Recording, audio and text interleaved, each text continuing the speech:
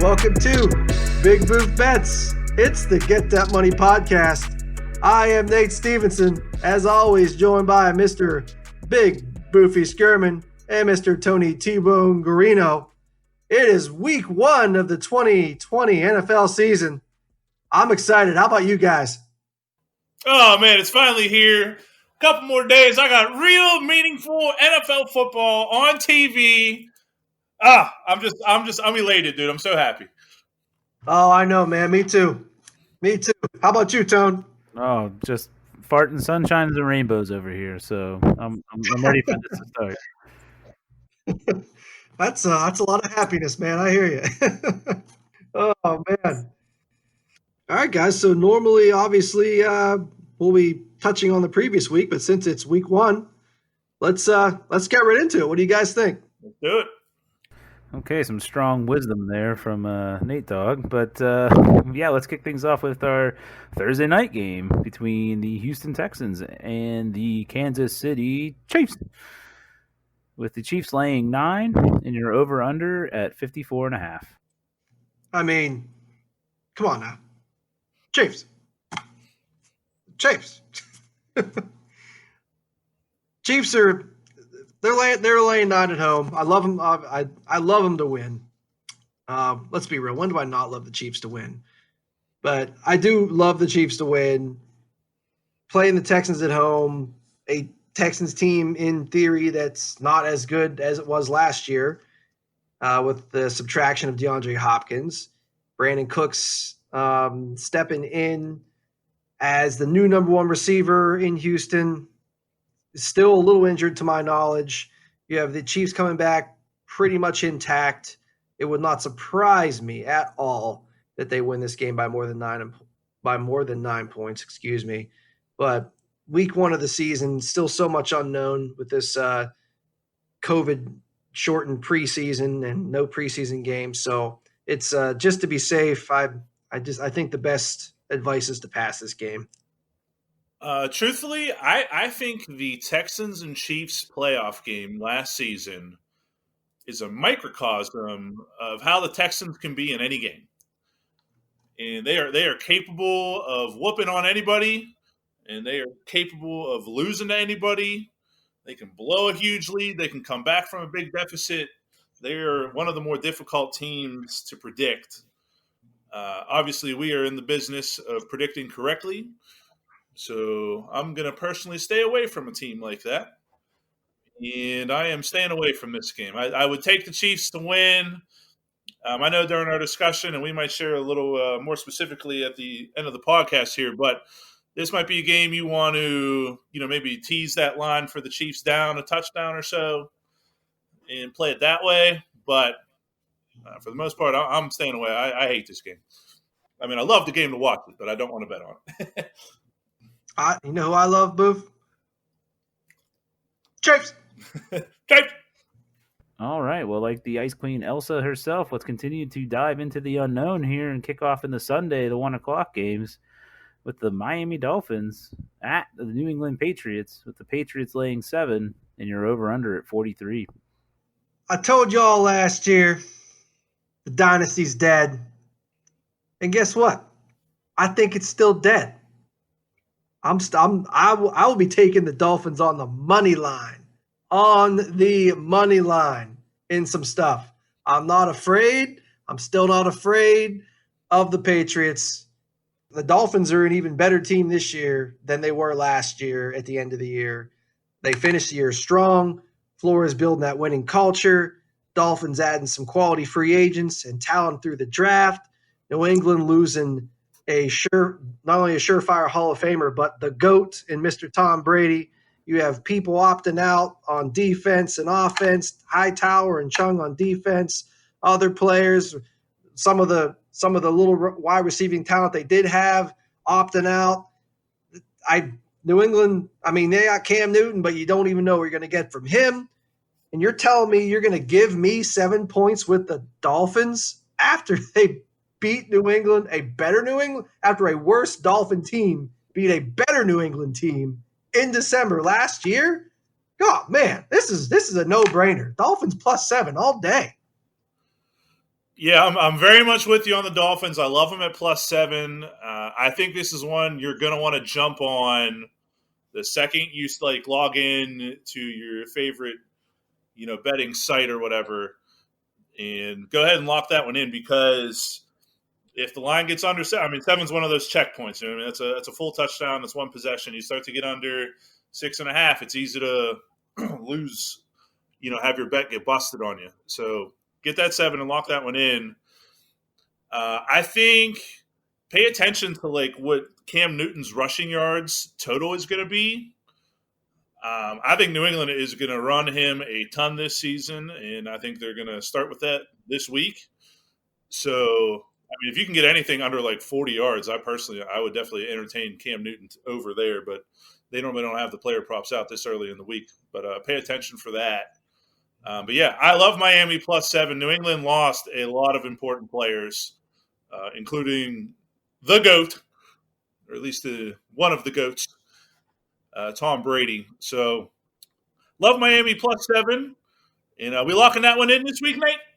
Oh, you definitely right. We are, man. Lock it in. Get that money. Excellent. First lock of the regular season here. Let's move on to the Cleveland Browns at the Baltimore Ravens.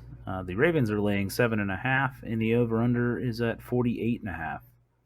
So last year, I believe the hype with the Brownies, and I got burned really, we both did, actually, really, really badly when they got completely boat raced by the Titans in week 1. So the fact that, and that's before we even knew that the Titans were good. And that's honestly, it was before the Titans were even really good, because they had Mariota quarterback before instead of Tannehill at that point. They hadn't made the switch yet.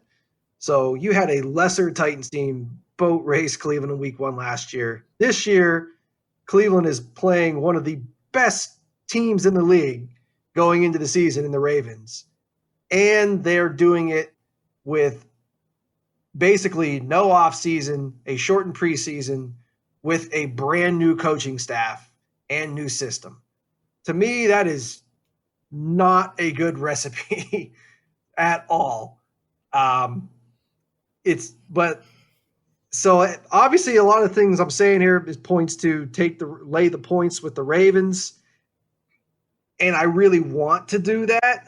But the thing is, Cleveland did beat Baltimore once last year. They played them tough the other game, even though Baltimore did end up pulling away from them. So it's just one of those things. Again, it's week 1 in the 2020 COVID NFL season. So it's just over a touchdown. So I think the smartest thing is just to pass this game. Yeah, I agree with your points. The actual scores in the games last year, the first game, Cleveland won 40-25. The second game, the Ravens won 31-15. I don't know. Anything over a touchdown is always hard to lay in an NFL game. But if you made me, that's the route that I would go. I would take Baltimore here. But again, it's over a touchdown. And like you said, week 1 is already hard enough to pick every week. We don't need to make it more difficult here with the COVID stuff as well. If you really don't love something, just stay away. So I'm staying away from this one. Okay, next we have the New York Jets at the Buffalo Bills. The Bills laying 6.5 with the over/under at 39.5. So for all those who listen to our season preview for over/under win totals, I said it then, I will say it again. The Jets are trash. They're trash. They suck. I will be betting against them a lot this year. You combine that with the fact that they're playing what we both believe is going to be our division champion in the Buffalo Bills, laying under a touchdown. I like the Bills a lot here. They improved from last season with the addition of Stephon Diggs, adding a number 1 receiver on the outside. It's only going to help Josh Allen. And then you have the Jets, conversely, with no wide receivers and Jamison Crowder in the slot as their number 1 receiver. Not a lot of weapons on offense for the Jets. And some people might say, oh, wait a minute. They got Le'Veon Bell. Well, Le'Veon Bell only averaged 3 yards a carry last year. Adam Gase hates him. Oh, yeah, and by the way, a lot of his offensive line is injured. So I wouldn't be depending on Le'Veon Bell to get the job done for you. So I love the Bills a lot laying under a touchdown here. I think that is lockable. I'm circling the wagons with you on this one, baby. Bills all day. The reasons you said, and as we discussed earlier, we are locking the entire AFC East this week. I agree, baby. Get that money. Lock it in. Let's move on to the newly minted Las Vegas Raiders at the Carolina Panthers.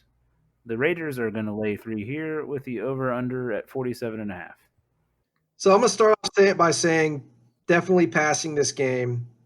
Just a couple tidbits, though, for FYI purposes. Raiders, bad defense last year. Carolina losing 8 of 11 starters from last year. So you don't know what you're going to get on the defensive side for Carolina. Plus, you have a new staff, rookie NFL head coach coming from college. However, with some previous NFL coaching experience, however, no NFL head coaching experience. So you got a new system in theory all the way around in Carolina. Raiders lost their number 1 wide receiver in Ty Williams to injury. And again, like I said, they had a bad defense last year. If you ask me, I would lean Raiders here -3, but I don't really think either side is a safe bet. I think the most entertainable bet for me, considering how bad the defenses were, or could be, based on last year and the attrition on Carolina, is the over 47.5. But even that's kind of iffy. But that's a lot of iffiness in this game, so pretty much a pass. I hate this game, and I'm passing. Simple enough. The next game we have is the Seattle Seahawks at the Atlanta Falcons. The Seahawks are going to lay 1.5 with the over-under at 49. Initial reaction to this was Seattle all day, but Atlanta did finish the year pretty strongly last year. A lot of improvement on defense.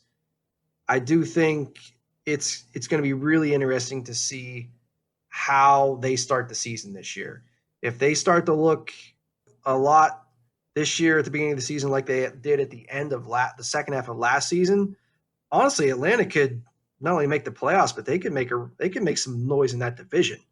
So I'm very curious there. So that honestly is the thing that gives me the biggest pause in this game. It being close anywhere from couple points to a field goal, depending on where you're finding it. I lean Seattle, but it's a pass for me.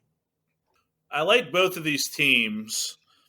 Atlanta finished 4-0 last year, their last 4 games, including one over San Francisco. And it wasn't like – it was week what? It was week 15. It wasn't like week 17 when San Fran had everything all locked up or anything like that. So they finished the year strong. They did switch to Raheem Morris as their defensive coordinator midseason last season, and they kind of got going a little bit. Now, I also like Seattle. Tough game for me. I'm very much looking forward to watching it, but I don't really want to bet it, so I'm passing. Yeah, I agree, man. Just one more note. You said I didn't realize it was actually 4-0 to end the season. I knew they went actually 6-2 the last half of the season. So, yeah, the fact they won 4 in a row to end the year last year, it's pretty impressive. Yeah, and the Saints are included in the 6-2. Like if you go back that deep, they beat the Saints 26-9 at New Orleans last year. So they're capable of putting together some good football. No doubt.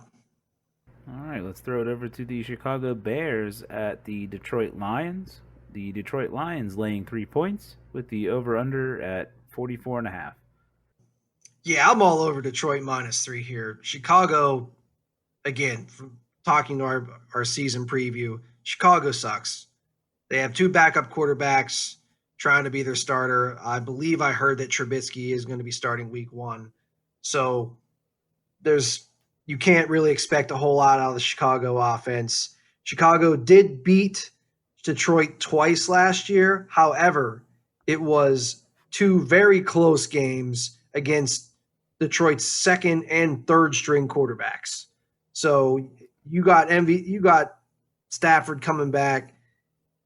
If he plays anything like he did last year, you can feel extremely comfortable about Detroit laying the points here. And I think, as I said last week, making a lot of noise in that division this year. So give me Detroit laying the 3 points, and I am ready to lock that. Yeah, I mean, we got to start somewhere here. This is going to be the first week of Detroit getting more wins than expected, and Chicago being terrible. So I'm all for it. Detroit -3. I love, I love Stafford coming back. Comeback Player of the Year candidate, and this is one of my favorite picks of the week. So I believe we do have this as a lock, correct, Nate? Yes, we do, baby. Get that money.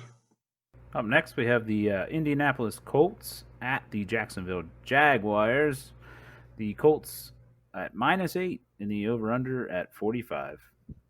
Oh my God, do I want to lay the points with Indy here? So bad. So bad. Jacksonville has nothing. It's literally like Jacksonville's like a bankrupt retail store, man. That's literally how they've been treating anything of worth on their team. Everything must go. Everything. Like the only marketable piece they had left was Fournette, and they nope, we're just gonna cut you. Just cut him. It's like we want to be as bad as possible. We want Trevor Lawrence next year, so please let's suck as much as possible. I'm honestly, you know what? I'm surprised. I'm surprised they didn't get rid of DJ Chark, but honestly, they probably figured we can get away with keeping him because he's never going to see the ball because we suck so bad. So they're probably like, let's just keep him for our good quarterback we're going to get next year. So, yeah, it's the only thing that keeps me from laying 8 points is, again, it's going to sound like a broken record this week. It's week 1 in 2020 COVID NFL. So, and plus Phillip Rivers likes to give the ball to the other team, and I got to see if he's still going to do that or not. Yeah, so, that's for me is the biggest concern. That right there. Yeah. So, yeah, Phillip Rivers just going to screw it up because I think besides that, Indy should steamroll these guys. Exactly. I hardly lean Indy -8, but I just can't in good confidence tell someone to lock that. Yeah, I agree. I mean, pretty much all your points are accurate. Like we said, I mean, the biggest thing I'm worried about is Phillip Rivers throwing interceptions by just straight up missing. You know what I mean? Just throwing an inaccurate ball and it gets picked off.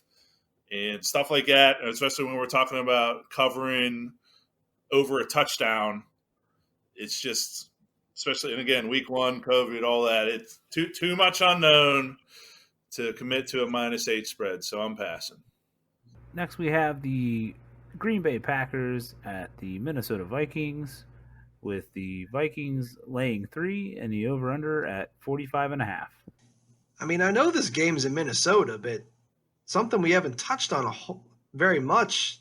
We've been talking about the game so far this year is there isn't much of a home field advantage. Most of these games aren't going to have any fans. The only thing that visiting teams really have to deal with is, travel.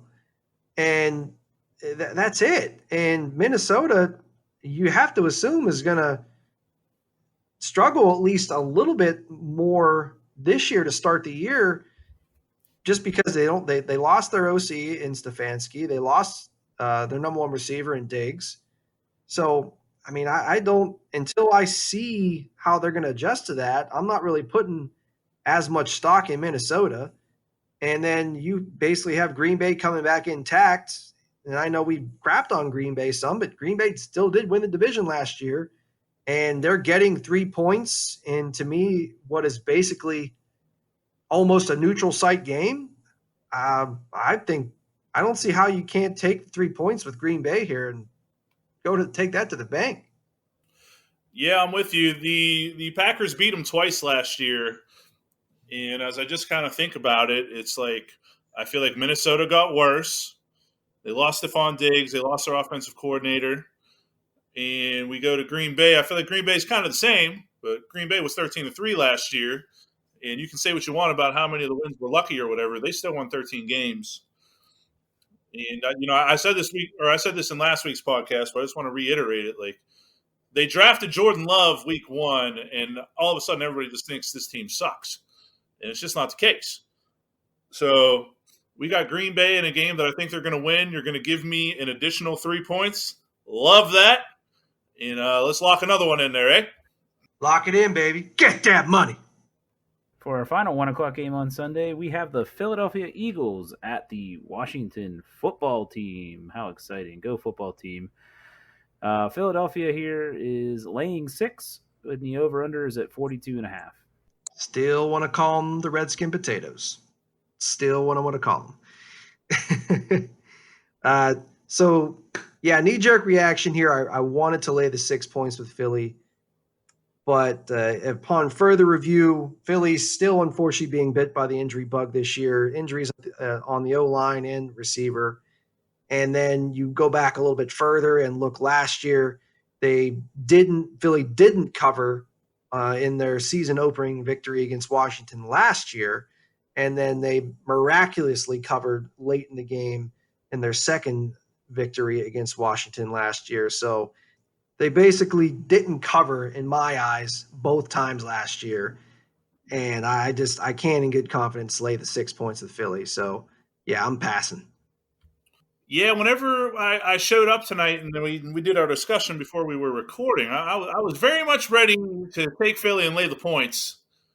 And then Nate started just giving me with all this info and stuff. And I'm like, I got to be honest, you talked me out of it, Nate. So I'm just going to pass on this one. All right, so that wraps up our 1 o'clock games, and we go to the first 4 o'clock, which is the Los Angeles Chargers at the Cincinnati Bengals. The Chargers are going to lay 3.5, and your over-under is at 43. Damn you, Boof. I can't see LAC and not want to call them the Clippers now because of you. So oh, my God. Yeah, this is one of those games I looked at and just I didn't feel good either way. I almost said it again. The Chargers are missing Derwin James and Mike Williams for week 1. Derwin James for the season, I believe. And then on Cincy's side, they do have guys back between having guys back healthy and the infusion of talent. Young talent, I think there's a team that could cause a little bit of noise in the second half of the season once they got some game time under their belt together. But just there's nothing that on either side that screams for me to take either side. So I'm definitely passing on the spread. The under 43 intrigues me a little bit just because of how safe I would say to be one of the best ways to put it. Tyrod Taylor plays. So he likes to check it down to the running back a lot, not going to take a lot of chances, and I don't expect a lot of points on Cincy's side with a young quarterback in the first game. So I don't hate under 43. That's probably the only thing in this game I would feel mildly confident betting on. I definitely like the Chargers here. I think Cincinnati's offensive line is not very good. The Chargers still rush the quarterback well. They got Joey Bosa. I like Tyrod more than most. I think he's a professional quarterback, and we're going up against a team that had the worst record in the league last year. So it's over a field goal, but it's only 3.5. I would take the Chargers here. I'll give it a strong lean to the Chargers. So that's what I'll go with. All right, next we have the Arizona Cardinals at the San Francisco 49ers, not the Giants. The 49ers are -7 with the over-under at 47.5. I like the Cardinals here. I liked it a lot more at 8.5, which is what it was earlier. But now it's already down to 7. So obviously a lot of other people like the Cardinals as well. But last year, Arizona played the 49ers tough. Both times they played them. Arizona was getting points each time, covered both times. Now you have the addition of DeAndre Hopkins, who I don't know if you guys saw, signed a monster extension today. I did see that. Yeah, 2 years, $54.5 million, most ever for a non-quarterback. Which is just insane. So obviously they love what they have in D-Hop. I love the addition of D-Hop to the Cards. So I definitely am looking forward to see him looking forward to seeing him and Kyler Murray make beautiful music together. So, uh, as I mentioned last week as well, I think San Francisco has to be wary of the Super Bowl hangover, what seems to happen from when to losing teams. So that's something to be wary of. I I like the Arizona getting 7. Nah, I would still go San Francisco here. I guess I just need to see it from Arizona before I get on board with them. And I am a little worried about the Super Bowl hangover as well. But San Francisco is still a very talented football team. I mean, defensively, the only real player that stood out to me that they lost was DeForest Buckner, who they will miss. So we'll see if they're able to replace him and how well he said player does and everything. But offensively, I think Emmanuel Sanders is gone, and Debo Samuel had that ankle injury or foot injury or whatever in like June, so you don't know where you're going to get out of him. San Francisco was just awesome last year, though, and they did beat Arizona by 10 in a game last year, which I know didn't cover that particular week, but it still would have been good enough with a spread of 7 here. At the end of the day, I am passing, but if you made me, I would take the 49ers. All right, well, let's wrap up the late afternoon games with probably one of the more anticipated games of Week 1 here. You have the Tom Brady Tampa Bay Buccaneers at the New Orleans Saints. The Saints are minus 3.5, and you're over/under at 49. Don't you mean the Tampa Bay Gronkaneers there, Tony? More appropriately named, yes. Dude, Tom Brady is getting over a field goal. I don't remember the last time I've ever seen that, ever. Yeah, man. Yeah, that's nuts. I mean, I know, New Orleans is pretty much coming in intact. I like the addition of Emmanuel Sanders as a nice complement to Michael Thomas offensively.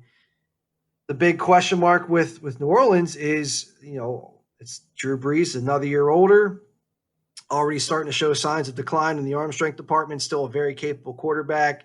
They're going to, honestly, they are going to live and die as far as how far they go this season with how healthy and youthful or lack thereof he shows to be.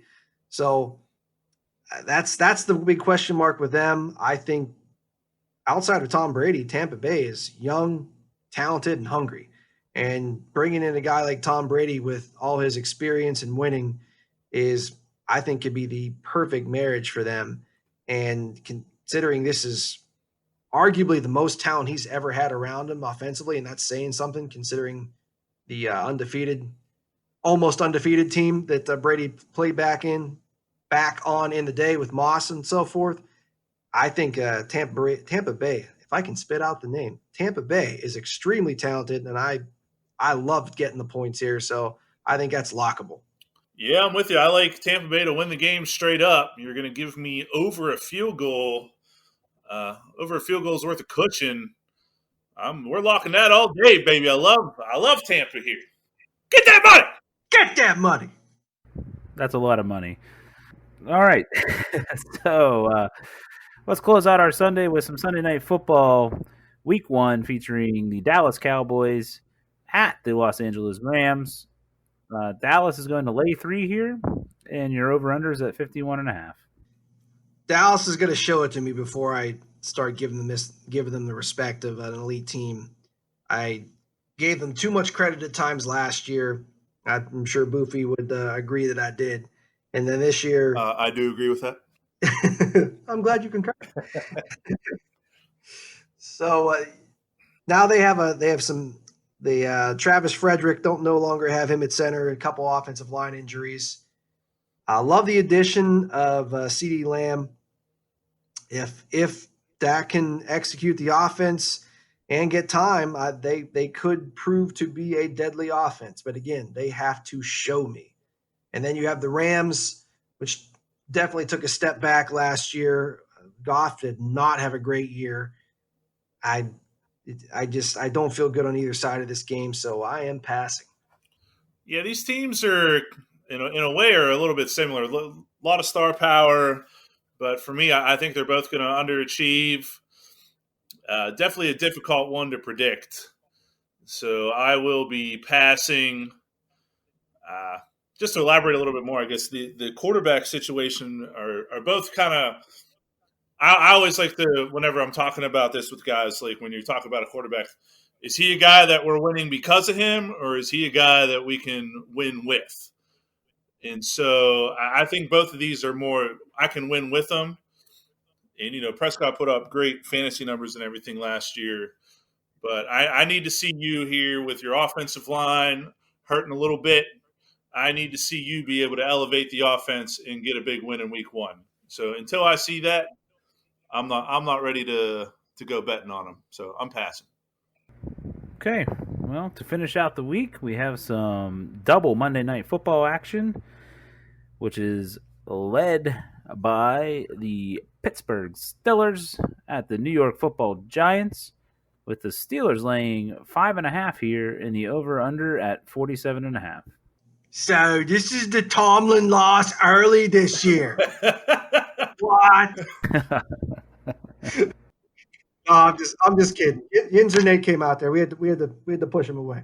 Well, we'll be watching for that Facebook post. Fire Tomlin. God, I hope not. I think we're okay. I love our boys to take care of business in week 1 with the victory. However, laying 5.5 points, Pittsburgh the thing is, Pittsburgh rarely blows out the teams you think they should blow out. That's just the way they are. They're like that. They've been like that since I can remember, even before Tomlin. So Boof, I'm not blaming Tomlin from everything. So you got to remember, man. You got Big Ben coming back after a year layoff, no preseason games, and he normally is a slow starter to begin with. So I don't trust laying over a field goal here. And then you have the Giants. Conversely, they were a bad defense last year, bad offensive line. They do have some talent, obviously. Barkley just being an absolute beast. Danny Dimes showing flashes. So, I mean, I think, the Giants could make a couple plays, but overall the Pittsburgh defense just can be too difficult for the Giants to do very much against. So I like Pittsburgh to win. Honestly, my favorite bet in this game is under 47.5 because I don't expect the Steelers to score as many points as they should, and I don't expect the Giants to score that many at all. So if you made me, I actually like the under in this game the best.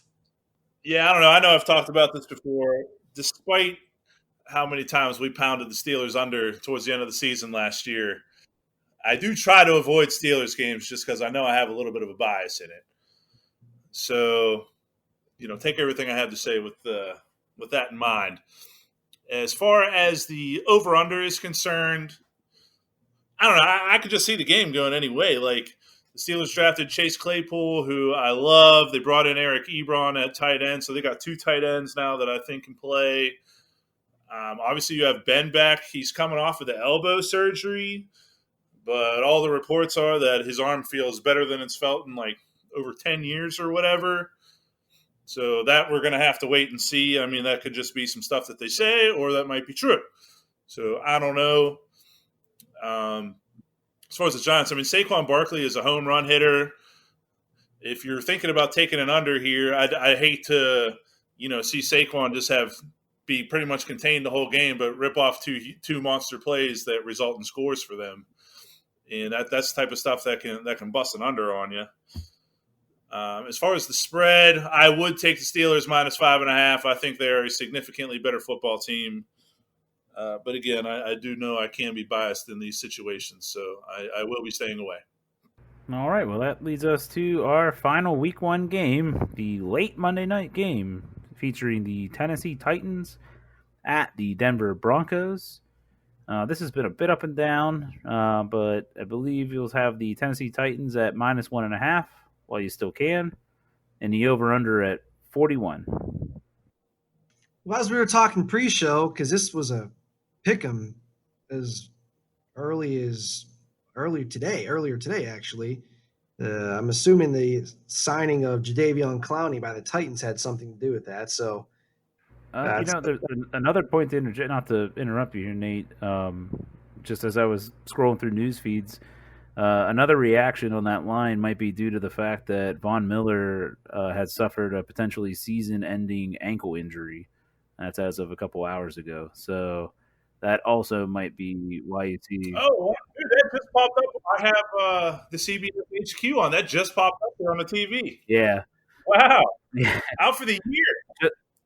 So here we are, live news alerts, dealing with this as we go. Yeah, so that is probably the larger contributor to a lot of this line movement. But yeah, I just wanted to interject that in there because I literally just saw the news feed pop up. wow. Yeah, I would say that's significant. That's a very say the least. Wow. Yeah. Breaking news. Wow. Yeah. So hammer the Titans -1.5. No. I mean, it does change my mind a little bit there, man. I'm not going to lie. I was going to say pass the game, but that kind of flips me a little bit. I'm going to say hard lean to the Titans now. I was just going to lean to the Titans, but I'd say hard lean to the Titans. I mean, because I'm sorry, I've touted the Broncos last week as far as their season-long potential, but they're young and unproven on offense, as talented as they are. So I think they're going to need to get a few weeks to get stuff together. But Tennessee is still pretty much intact. So, I mean, I expect them to come out rolling. I mean, they're a running team. So it's not like there's a whole lot of complexity to their offensive scheme. So, yeah, I'm gonna change from a lean to the Titans to a hard lean to the Titans after that. So I think that's a big deal. I already liked Tennessee at -1.5. So obviously I like it more without Von Miller in there. I do think it's worth noting Von Miller's impact tends to be a lot more in the passing game than it is in the running game. Not to say Tennessee's never going to throw the football here, but they want to run first. So his impact on that I don't think will be as noticed. It's still you're still going to miss him. Don't get me wrong. But he makes his paycheck rushing the quarterback. So I still think I remember I forget what the exact number was, but it was something like Denver was 22-3 or something against the spread in their home opener. And I remember we shared that last year, and we told you to take Denver, and we ended up getting busted on it. But that stat is still in my head a little bit to scare me away from Tennessee here. Just because, are we going to go against that trend twice? And, the logic behind it was basically you haven't played any meaningful football yet. You're not in full-on football shape in week one. And then you're going to go up to the thin air in Denver where obviously they've been practicing all summer and stuff. And they are ready for the thin air, obviously. So that little nugget is enough to scare me away. I would take Tennessee if you made me, but I'm still afraid of that early season on the road at Denver. In what might be one of the few actual home field advantages in the COVID 2020 season. Absolutely. Well, all right, a little bit of excitement there right at the end to wrap up week one, but that'll do it. That's all the games. So I think, as always, Boofy, do you want to take us out with the repeat of the locks? Well, how about one more thing before we get to the locks here? I know we had a parlay that we wanted to share with the people. Tony, you want to do that?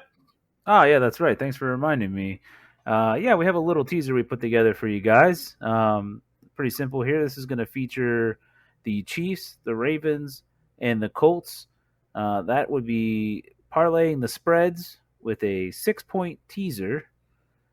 And that'll give you a plus 160 odds for payout on that. Pretty decent. So with that wrapped up now, let's go ahead and toss it back to you, Boofy, and give the locks. All right, we have our AFC East duo. We got the Dolphins +7 and the Bills -6.5. Then I just noticed this. We have a NFC North duo with the Lions -3 and the Packers +3.